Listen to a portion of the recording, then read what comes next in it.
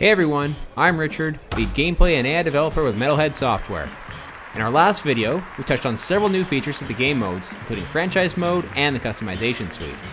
In this video, we're going to take a deep dive into the on-field changes to gameplay in Super Mega Baseball 3. Overall, gameplay remains true to the Super Mega Baseball series, with fast-paced games and gratifying gameplay mechanics. SMB 3 builds upon the previous game's core on-field play to produce a more well-rounded and much improved baseball simulation.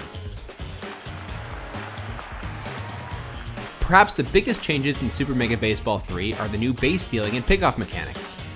A lot of people requested improvements to base stealing in SMB 2, so this was high on our priority list to address in SMB 3. Base runners now take off immediately when you press the steal button. Timing your steal with a pitcher's delivery is now key to successfully stealing a base. When pitching, throw a pickoff by pressing the D-pad button corresponding to the base you want to throw to. If the runner is not careful and tries to steal, a pickoff throw will catch the runner in a rundown. Otherwise, if no steal command is given, the runner will automatically slide safely back into the base and the play quickly resets. We have also added pass balls and wild pitches to the game. Catchers with low fielding skill are particularly prone to having the ball get past them, especially on pitches in the dirt.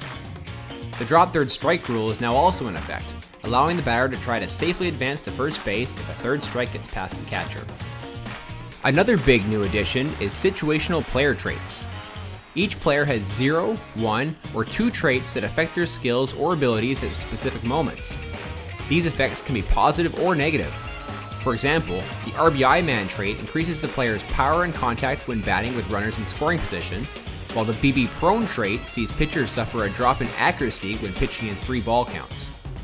While players still have the same core skills like power, speed, and velocity as they did in SMB 2, these new player traits help differentiate the players from one another and make the players with these traits that much more unique and special. For fans of single player and co-op play, we have completely rewritten the batting AI. We captured hundreds of thousands of data points of humans batting and used that data to model our new batting AI. For example, you will see the AI be more patient when early or ahead in the count, and be more prone to striking out on breaking balls out of the zone. The AI will also be more crafty when deciding when to steal, when to put on a hit and run, and when to put down a suicide squeeze. When you're at the plate, a big change you will notice right away is the new dynamic swing reticle. The new reticle provides a better visualization of where you will make contact with the ball and how much power you can generate in your swing. The diameter of the outer circle is controlled both by your batter's contact skill and the batting ego that you play at. Higher contact skill and lower batting ego gives you a larger reticle, while lower contact skill and higher ego gives you a smaller reticle. The inner dot indicates your hitter's power and scales up or down in size accordingly. You will also notice that during a power swing, the reticle shrinks slightly, making it harder to make contact with the ball. Some of the new situational traits will also affect the batter's power and contact in certain parts of the strike zone, and these effects are reflected in the reticle. Power pitching has also received a facelift. The longer you hold the power pitch button for, the higher your power pitch score gets. But hold the button for too long, and your reticle will explode, and you'll lose a lot of accuracy on your pitch. We have also made the pitching reticle a bit more difficult to control, both for normal pitches and for power pitches. You will need to up your pitching game if you're going to keep those power hitters at bay. Pitching staffs are now more unique. No longer does every team have 4 starting pitchers, 3 relief pitchers, and 1 closer. Some teams may not even have a dedicated closer, while other teams may have 1 or more pitchers with a new SP/RP pitcher role type. SP/RP pitchers receive no Mojo penalty regardless of how they are used. They are ideal for long relief appearances or for emergency starts in place of an injured starter. We've also added some additional ways to control base runners. While the shoulder buttons can still be used to advance or retreat all runners at once, the trigger buttons now allow you to advance just the lead runner or hold just the trailing runner. If you grew up playing baseball video games in the 90s, then you'll be excited that there's a few extra controls that were made just for you. You can now advance or retreat an individual base runner by holding down the D-pad button corresponding to the base that you want the runner to run to and hitting one of the face buttons. This way, individual base runner commands can be given without having to ensure that the proper runner is selected first. Fielding errors have also been heavily reworked. Fielders that stay on their feet are much more likely to catch the ball, while fielders that dive or slide are more prone to dropping hit balls. Now, only the best fielders will be able to repeatedly make successful diving catches. Also, fielders will behave much better in rundowns. When a runner is caught in a pickle, fielders will run towards the throw and keep the momentum going to make it easier to tag out the runner.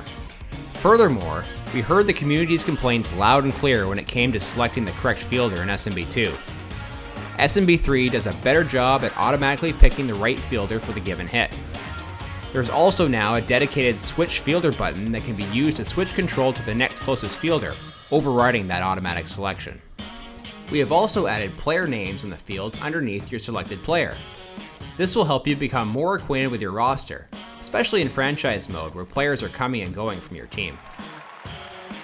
Another common complaint brought up in SMB2 regarded how Mojo persisted in season and elimination modes. Some of you may have found that game difficulty was affected a little too much by how hot or how cold your team was in terms of their Mojo, and that this could lead to streaks that were too easy to keep up or to frustrating slumps that were too difficult to dig yourself out of, unless you constantly tweaked your ego settings. In SMB3, we've addressed this by capping how hot or how cold your team's Mojo can be on aggregate from game to game in our season, elimination, and franchise modes. This is achieved by adjusting your players' Mojo levels between games based not just on their own performance, but rather their performance relative to their teammates. Finally, our ego difficulty system is back and it's been enhanced to be an even bigger challenge at the highest ego levels. If you can beat the new Ego 99, then, well, you're a better player than me. Thanks for watching this video. We are super excited to get SMB3 to you guys and hear your feedback. Check us out on Facebook and Twitter, and join the Reddit community at r/SuperMegaBaseball. Until next time.